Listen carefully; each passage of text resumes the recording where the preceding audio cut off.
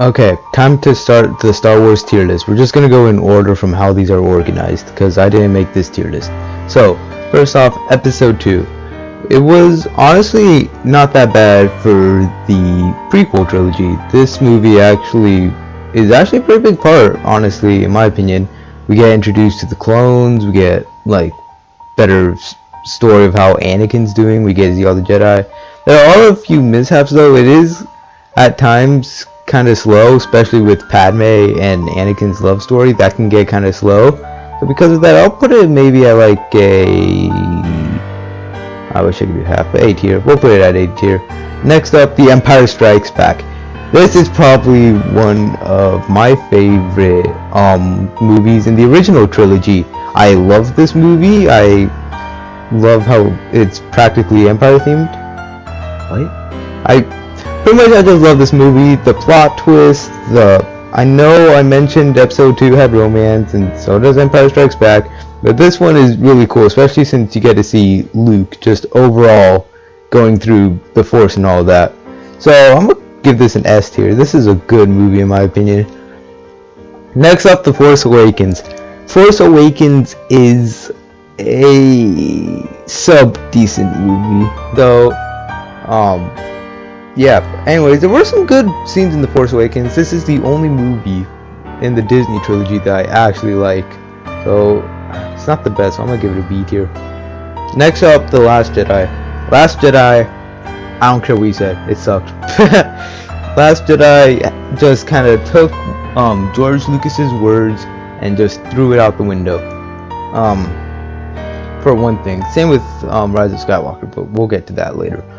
Pretty much the movie in general, not good, not much sense. Also, it can get very boring. It can get very boring with, you know, Finn and Rose on whatever that one planet was with the casino. That can get extremely boring. Just overall. Also, I feel like if Leia died in that movie, that would have been just an actual good way to kill off Leia, considering Carrie Fisher died right after The Force Awakens.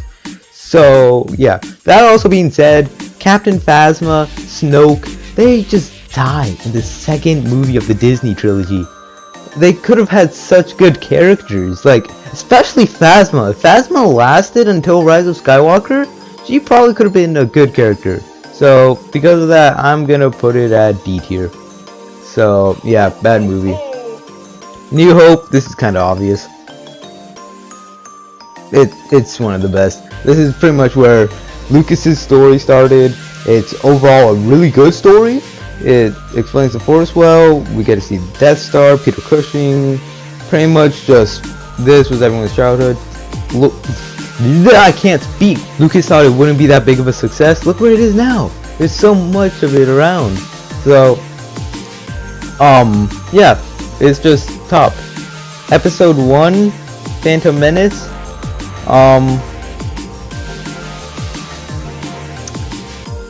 See, normally I'd probably give it D tier, but okay, I'm gonna put it in C tier. Hear me out. Hear me out. It was a horrible movie. I'll admit, it was a horrible movie. However, when it came to lore-wise, it was just good. Little Anakin with the Darth Vader shadow for the release poster, that was cool. You know, we get to see Darth Maul. Darth Maul turns out to have a whole big character in the franchise. That's just really cool in general. So yeah, I'm gonna have episode 1 at C tier. Return of the Jedi. Return of the Jedi used to be my favorite Star Wars movie. Used to be. Don't get me wrong, this is still a good movie. It was a good movie, but it's definitely not on, like, the top for me. Well, okay, it is the top, it's A tier, but you get what I mean. Rogue One, a Star Wars story. The first Star Wars story, honestly, Disney didn't mess up with the Star Wars stories. I'm just get that right out of the way. They had a good run through with the Star Wars stories. Like, Rogue One, especially, was my favorite. I remember watching this movie with Joaquin and a bunch of his other friends down in, like, damn, I gave away my location. I remember watching this just pretty much out of town with him, and oh my god, it was so good.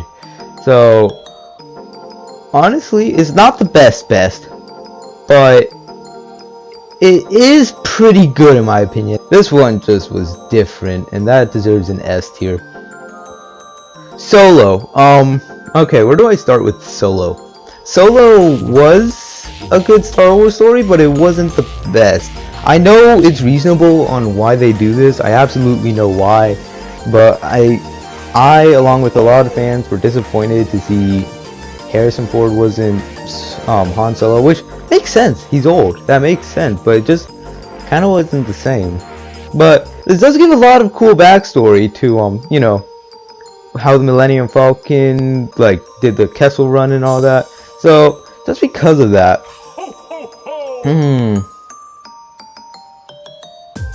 see, it's not like Solo. Okay, let's go.